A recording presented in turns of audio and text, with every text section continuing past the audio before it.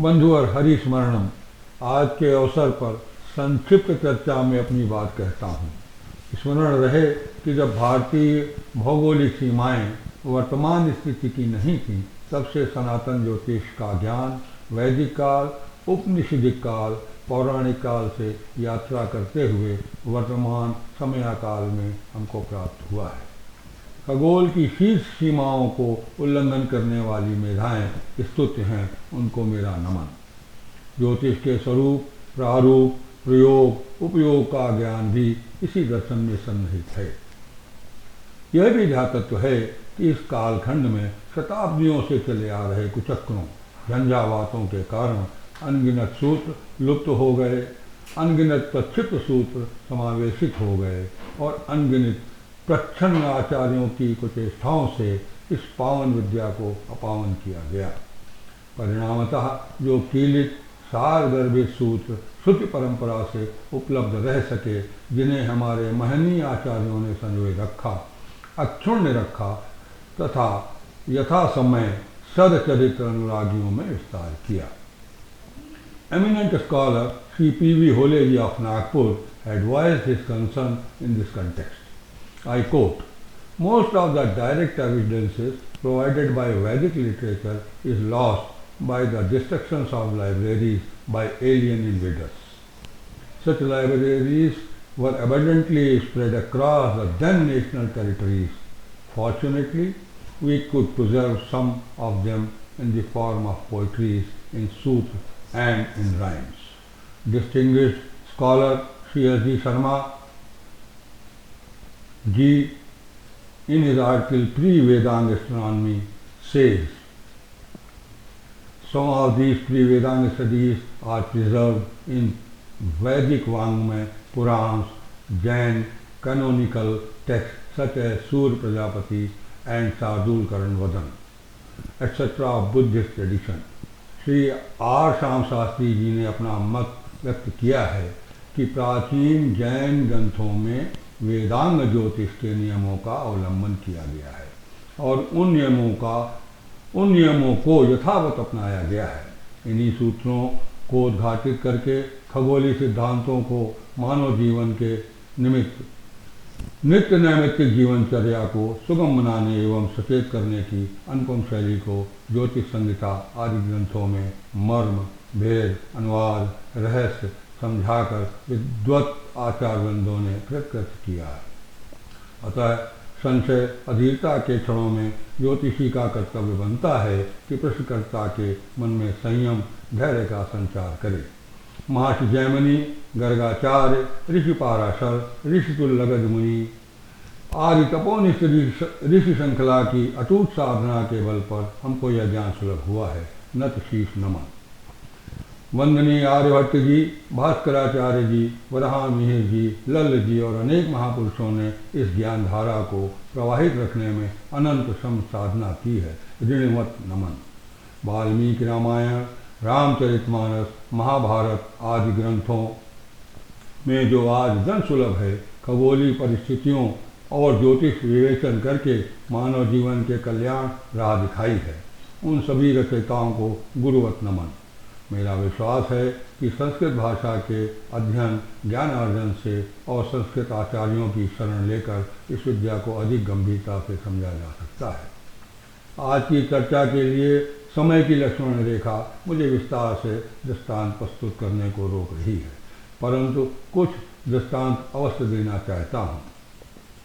वेदांग ज्योतिष में कहा गया है कि काल विधान शास्त्र अर्थात ज्योतिष को जो सम्यक समझते हैं वे ही वेद और यज्ञ के सही आंकलन में समर्थ हो सकते हैं।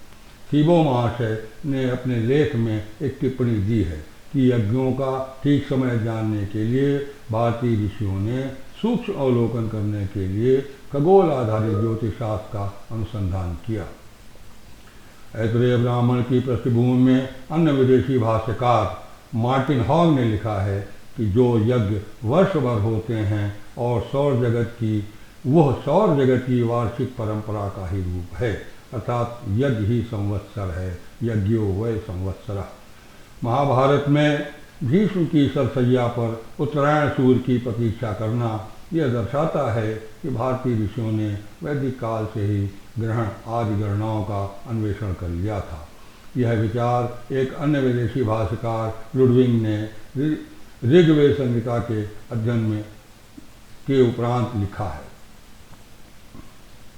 एक अन्य विदेशी भाष्यकार वेबर ने वैदिक वांग्मय के अध्ययन के उपरांत टिप्पणी की है कि सनातन ऋषियों ने ग्रह नक्षत्र आदि की आकृति और नामकरण आदि अन्वेषण के उपरांत ही प्राप्त किए हैं।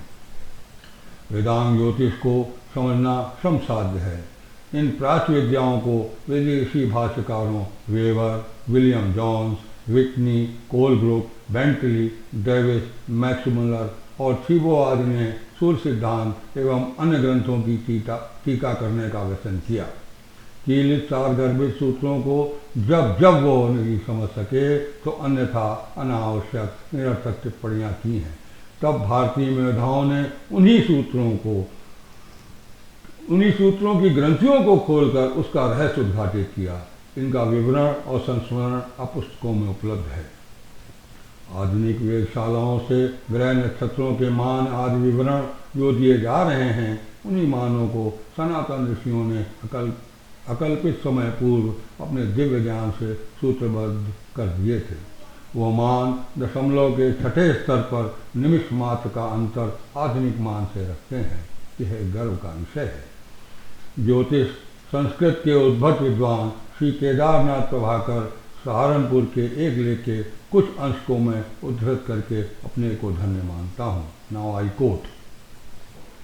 आर्य जनपदों से सटी हुई प्राचीन वनस्थलियों में बिखरे सैकड़ों आश्रमों में वैदिक संहिताओं के निर्माण के फलस्वरूप देश के मेधावी मस्तिष्कों द्वारा जब भिन्न भिन्न चरणों में ज्ञान और क्रियाकलापों का गहन अध्ययन होने लगा, तब जहाँ एक ओर व्याख्या ग्रंथों में ब्राह्मण ग्रंथों की उत्पत्ति हुई एवं मंत्रों के विधिवत उच्चारण, उनके अर्थ की मीमांसा, उनमें प्रयुक्त शब्द रचना और व्युत्पत्ति को समझने समझाने के लिए विशेष प्रकार की कुछ अपरा विद्याओं का प्रादुर्भाव हुआ।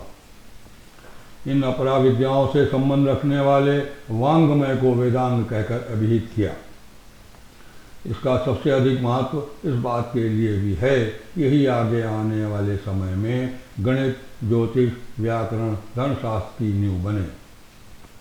वेदों, उपनिषदों के वंदनीय ऋषियों के द्वारा सनातन भारतीय संस्कृत के तत्वाधान की धारा पहले उच्छ्वासित हुई और वेदांग के चिर स्मरणीय आचार्यों ने हमारे विविध मूलभूत शास्त्रों को समस्त जगत से परिचित कराया। वेदांग में व्याकरण के आचार्य पाणिनि, छंदशास्त्र के आचार्य पिंगल, निरुक्त के आचार्य व्यास और ऋग्वेद ज्योतिष के आचार्य लगध मुनि हैं। कालज्ञानम प्रवक्ष्यामि लब्धस्य महात्मना, ये उक्ति दी गई है। तैत्रेयी ब्राह्मण सूत्र 2.8.9 का उपलब्ध सार कहकर मैं अपना प्रणाम ऋषि चरणों में निवेदित करता हूँ। I quote. ग्रह यह विविध सृष्टि किससे उत्पन्न हुई, किस लिए हुई, इसे वस्तुतः कौन जानता है और कौन कह सकता है। देवता भी पीछे से हुए, फिर जिससे यह सृष्टि उत्पन्न है उसे कौन जानता है। जिससे द्यावा पृथ्वी बनी वो वृक्ष कौन सा था और किस वन में था, इसे कौन जानता है। इन सब का अध्यक्ष परमाकाश में है, वही जानता है। आचार्य पंडित केदार दत्त जोशी, बनारस हिंदू यूनिवर्सिटी, वाराणसी, संस्कृत, ज्योतिष, धर्म आदि विषयों के शलाका पुरुष हैं। उन्होंने ज्योतिष के अनेक विषयों पर लेख और अनेक ग्रंथों का भाषा अनुवाद किया है। उनको परंपरा से भी इसका ज्ञान उनकी पीढ़ी दर पीढ़ी से मिलता आया है। उनके एक लेख का छोटा सा अंश प्रस्तुत है। गगनम गगनाकारम सागरः सागरोपमः के समान मानव मात्र को संस्कृत एवं सभ्यता के सुखद शिखर पर ले जाने वाले विश्व विश्रुत वेद विश्व साहित्य की अप्रतिम निधि है। भारतीय वाङ्मय के समस्त मनीषी वेद को अपौरुषेय कहकर अनाद एवं नित्य मानते हैं। एक वर्ग वेद को पुरस्कृत कहकर प्रसन्नता पाता है। मेरे मत से यह एक वर्ग जो पाश्चात्य परावलंबी एवं अपने को आधुनिक सेकुलर बुद्धिवादी नवगठित समाज में स्थापित रखना चाहता है, वही यह अनर्गल प्रलाप करते हैं। अन्यथा सार्वभौमिक सर्वसम्मत पक्ष है कि वेद सभ्य संसार की ज्ञानबोधक सर्वप्रथम शब्द राशि है। इस अवसर पर मैं महामहोपाध्याय श्री सुधाकर द्विवेदी जी, महामहोपाध्याय श्री गोपीनाथ कविराज जी, महामहोपाध्याय श्री मधुसूदन शास्त्री जी, श्री सोमाकर जी, श्री श्री कृष्ण शास्त्री, श्री गोडबोले जी, श्री शंकर बाल कृष्ण दीक्षित जी, श्री छोटेलाल जी वारस्पत्य, श्री श्याम शास्त्री जी आदि विद्वत वृंद को स्मरण और वंदन करता हूँ। समीचीन होगा कि ग्रंथों में निर्दिष्ट नियमों और प्रक्रियाओं का अनुपालन हो तथा इसके मर्म रहस्य को समझने के लिए स्वाध्याय और गुण गंभीर आचार्यों की शरण गहें, श्रवण करें और मनन करें। मेरा यह विश्वास है कि संस्कृत भाषा के अध्ययन ज्ञानार्जन से और संस्कृत आचार्यों की शरण लेकर इस विद्या को अधिक गंभीरता से समझा जा सकता है। वर्तमान में उपलब्ध ज्योतिष खगोल के टीकाकारों में मुझे Shri Ram Yatna Ojha ji Varanasi, Shri Kedar Datt Joshi Varanasi, Shri Devi Datt Joshi Prayag, Shri Gopesh Ojha ji Delhi, Shri Sitaram Jha ji Varanasi, Shri Chandulal Patel ji Gujarat, Shri Mithalal ji Vyas Rajasthan, Pandit Ramanacharya Tripathi ji Prayagraj, doctor B V. Raman Bangalore, Shri Bipin Bihari Delhi, Shri R Santhanam late Delhi, Shri P S. Shastri ji Chennai ने मुझे बहुत आकर्षित किया है। दिनकर जी की दो पंक्तियाँ उद्धृत करके आज की चर्चा को विराम दूंगा। इच्छा नर की फल देती उसे नियति है, इच्छा नर की फल देती उसे नियति है, फलता विष पीयूष वृक्ष में अकथ प्रकट की गति है, फलता विष पीयूष वृक्ष में अकथ प्रकट की गति है। आप सबका सादर अभिनंदन। मैं भोलानाथ शुक्ल मित्र कानपुर से।